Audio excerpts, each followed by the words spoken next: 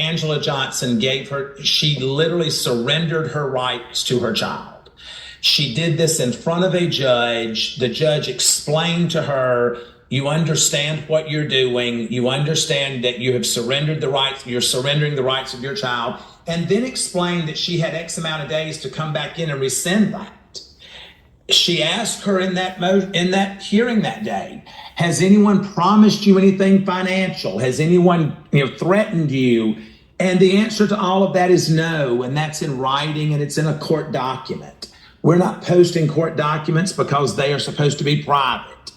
The only reason I'm bringing it up today is because so many people are blowing us up saying, what this woman has said.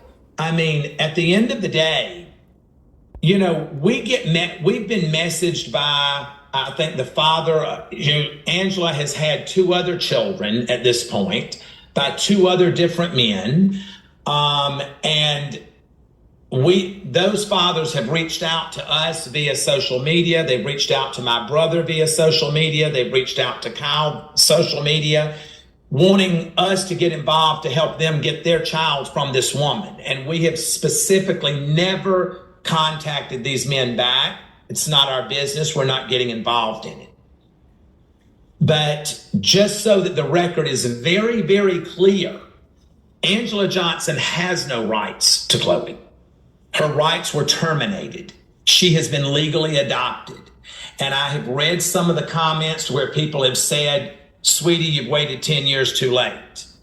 That is correct. Our attorney has given a comment now to People Magazine. Go there, find that comment. It's coming directly from an attorney that handled the matter. We tried to do the right thing with Angela. We provided her housing for her to get on her feet at some point when she was homeless. I did not want to have to say to Chloe when she was 18 years old that I allowed her mother to be in the streets. I did not owe this to her mother. I did not owe this to go out here and provide housing for her.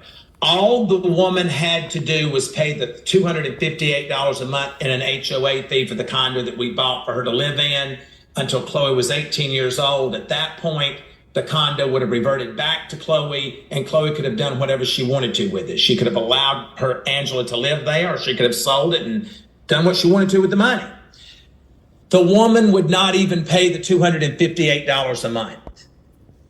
Our trust continued to get notified by the HOA that she was piling trash up on the balcony, that it was leaking down on the neighbor's property below, that she wasn't keeping the property up, loud music, complaints like that.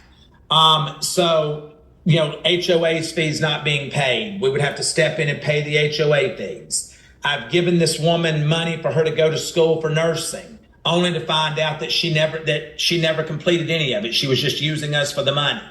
When she didn't have a car in the initial beginning, when we got joint custody of Chloe with Angela, Angela did not have a car that would get her back and forth. We bought her a car, a Toyota Prius, and gave it to her free and clear for her to be able to meet Julie every other week in Commerce, which was halfway, Commerce, Georgia. She wouldn't show up half the time. She would never even call and tell us that she wasn't showing up, and Julie would drive that hour and a half there, sit and wait in the parking lot for 45 minutes. She wouldn't answer the phone. We didn't know anything. I would tell Julie, then bring her back home. So that's what prompted us to move forward with the adoption. Angela terminated her rights voluntarily.